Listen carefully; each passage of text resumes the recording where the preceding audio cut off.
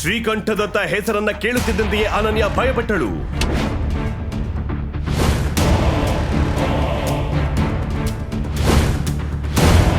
ಅನನ್ಯ, ಶ್ರೀಕಂಠದತ್ತ ನಗರದ ಶ್ರೀಮಂತ ವ್ಯಕ್ತಿ ಮಾತ್ರ ಅಲ್ಲ, ಕಟ್ಟುಪಾಡು ಮತ್ತು ಹಳೆಯ ಮೌಲ್ಯಗಳನ್ನು ಪಾಲಿಸುತ್ತಿದ್ದವರು. ಅವರು ನೋಡೋದಕ್ಕೆ ಕೋಟ್ ಸೂಟ್ ಹಾಕೊಂಡು ತಿರುತ್ತಿದ್ರು, ಆದರೆ ಅವರ ಯೋಚನೆ 500 ವರ್ಷ ಹಳೆಯದಾಗಿತ್ತು. ಅನನ್ಯ ಕಂಗಾಲಾಗಿ ತಾತ ಬಂದ್ಮೇಲೆ ಏನಾಗುತ್ತೋ ಅಂತ ಯೋಚಿಸುತ್ತಿದ್ದಳು. ಅದೇ ಸಮಯಕ್ಕೆ ಅನನ್ಯ ಹೊರಗ್ ಬಾ. ಅನನ್ಯ ಆ ಜೋರು ಧ್ವನಿ ಕೇಳಿ ಬೆಚ್ಚಿ ಬಿದ್ದಳು. ಆಕೆಗೂ ಈಗ ಅರ್ಥವಾಯಿತು, ತಾತನಿಗೆ ಎಲ್ಲ ಗೊತ್ತಾಗಿರಬಹುದು, ಆದರೆ ಹೇಗೆ? ಇನ್ನೆಷ್ಟೊತ್ತು ಈ ಬಡವನ್ ಜೊತೆ ಬೆಡ್ಡಲ್ಲೇ ಇರ್ತೀಯಾ? ಹೊರಬಾ, ತಾತ ಕಾಯ್ತಿದ್ದಾರೆ.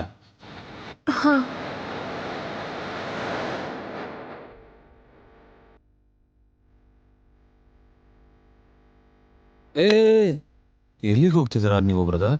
ಕೇಳು, ದೊಡ್ಡವರು ಹೇಳ್ತಾರೆ ಮದ್ಯಪಾನ ಆರೋಗ್ಯಕ್ಕೆ ಹಾನಿಕಾರ. ನಿನ್ನ ಡ್ರಿಂಕಿಂಗ್ ಎಲ್ಲಿವರೆಗೆ ಕರ್ಕೊಂಬಂದಿದೆ ಅಂತ. ಮತ್ ನನ್ನ ತಂಗಿನ ತಾತನ ಕೋಪದಿಂದ ಕಾಪಾಡೋದು ಯಾರು? ಮತ್ತೆ ನೀನು ಡೆಲಿವರಿ ಬಾಯ್. ನಿನ್ನ ಕತೆ ಏನಾಗುತ್ತೆ ಅಂತ ನೋಡ್ತಾ ಇವತ್ತು.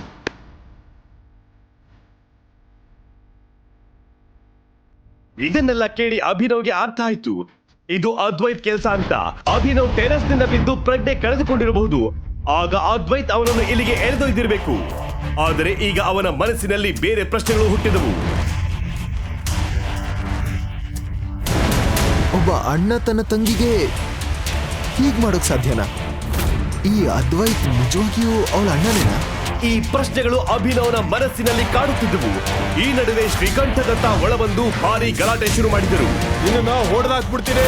ನಿನಗೆ ಎಷ್ಟು ಧೈರ್ಯ ಇದ್ರೆ ಮದುವೆ ಮುಂಚೆ ಹುಡುಗನ ಜೊತೆ ಸಂಬಂಧ ಇಟ್ಕೊಂಡಿದ್ಯಾ?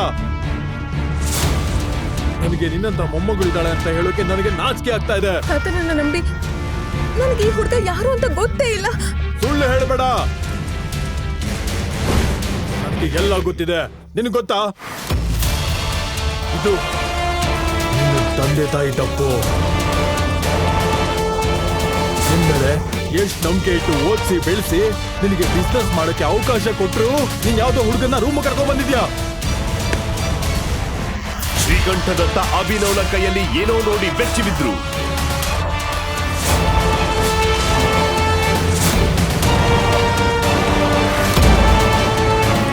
ನಿಮ್ಗೆ ನಾಚಿಕೆ ಆಗ್ಬೇಕು. ತಾತ ಆಗಿ ಮೊಮ್ಮಗಳ ಮೇಲೆ ಕೈ ಎತ್ತುತ್ತೀರಾ, ಅವಳ ಮೇಲೆ ಇಷ್ಟು ಕೆಟ್ಟ ಆರೋಪ ಮಾಡ್ತೀರಾ? ಇದು ನಿಮ್ ಬುದ್ಧಿನಾ? ಒಂದೇ ಕ್ಷಣಕ್ಕೆ ಸಂಪೂರ್ಣ ಕೋಣೆ ನಿಶಬ್ದವಾಯಿತು. ಯಾರು ಶ್ರೀಕಂಠದತ್ತ ಅವರ ಎದುರು ಈ ರೀತಿ ಮಾತನಾಡುವ ಧೈರ್ಯ ಮಾಡಿರಲಿಲ್ಲ. ಮತ್ತೆ ಇಲ್ಲಿ ಒಬ್ಬ ಸಾಧಾರಣ ಡೆಲಿವರಿ ಬಾಯ್ ನಗರದ ಶ್ರೀಮಂತ ವ್ಯಕ್ತಿ ಮುಂದೆ ಹೀಗೆ ಮಾತನಾಡುತ್ತಿದ್ದ. ಎಷ್ಟೋ ಧೈರ್ಯ ನಿನಗೆ? ನಮ್ಮ ತಾತನ ಹತ್ರ ಮಾತು ಕೊಡ್ತೀಯ, ಇಲ್ಲೇ ಸುಟ್ಟು ಸಾಯಿಸ್ಬಿಡ್ತೇನೆ ನೀನು. ಅದ್ವೈತ್, ಅವನ್ನ ಬಿಡು. ಅದ್ವೈತ್ಗೆ ಅರ್ಥವಾಗಲಿಲ್ಲ ಅವನ ತಾತ ಏಕೆ ಈ ರೀತಿ ಹೇಳ್ತಾ ಇದ್ದಾರಂತ. ಆದರೆ ಅವನಿಗೆ ಅವನ ತಾತನ ಮಾತನ್ನ ಕೇಳುವುದರ ಬದಲು ಬೇರೆ ಯಾವುದೇ ಆಪ್ಷನ್ ಇರಲಿಲ್ಲ. ಶ್ರೀಕಂಠದತ್ತ ಅಭಿನವನನ್ನ ಮೇಲಿಂದ ಕೆಳಗೆ ನೋಡಿ ಅನನ್ಯಗೆ ಹೇಳಿದರು, ಅನನ್ಯ, ಈ ಹುಡುಗ ಯಾರೋ ಏನೋ ನನಗೆ ಗೊತ್ತಿಲ್ಲ, ಆದ್ರೆ ನೀನು ಇವನನ್ನೇ ಮದುವೆ ಆಗ್ಬೇಕು. ಇಲ್ಲ ತಾತ, ನಾನ್ ಹೇಗೆ ಅವನನ್ನ ಮದ್ವೆ ಆಗ್ಲಿ? ನನ್ಗೆ ಅವನ ಹೆಸರು ಕೂಡ ಗೊತ್ತಿಲ್ಲ. ಹೇ ಹುಡುಗಿ, ಜಾಸ್ತಿ ಮಾತಾಡ್ಬೇಡ. ಶ್ರೀಕಂಠದತ್ತನ ನಿಯಮ ನಿನಗೆ ಗೊತ್ತಿದೆ.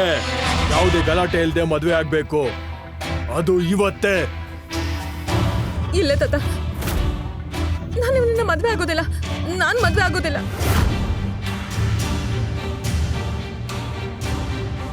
ಸರಿ, ಆಗಿದ್ರೆ ಅದ್ವೈತ್, ಇವಳನ್ನ ಫಾರ್ಮ್ ಹೌಸ್ಗೆ ಕರ್ಕೊಂಡು ಹೋಗು. ಅವಳನ್ನು ಅಲ್ಲೇ ಕೊಂದಾಕ್ಬಿಡು.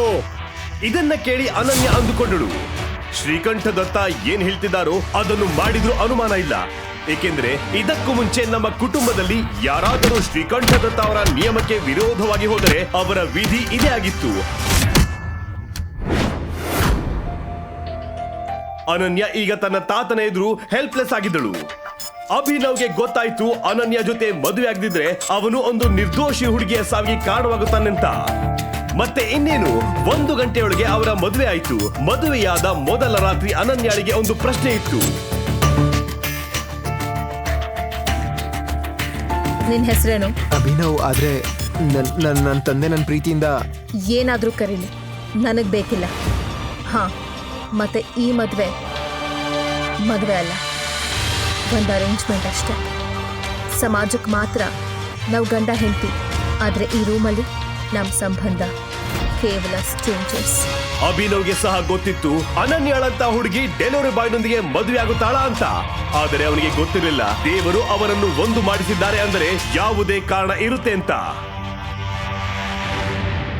ಈಗ ನೀವು ಪಾಕೆಟ್ ಎಫ್ಎಂ ನಲ್ಲಿರೋ ಎಲ್ಲಾ ಶೋಗಳನ್ನ ಈಸಿಯಾಗಿ ಕೇಳಬಹುದು. ಈಗಲೇ ಡೌನ್ಲೋಡ್ ಮಾಡಿ ಪಾಕೆಟ್ ಎಫ್ಎಂ ಮತ್ತು ಕೇಳಿ ದೇಶ ವಿದೇಶದಲ್ಲಿ ಫೇಮಸ್ ಆಗಿರೋ ಟೈಗರ್ ರಿಟರ್ನ್ಸ್ ಅನ್ನೋ ಮೈ ನವಿರೇಳಿಸೋ ಕಥೆಯನ್ನ.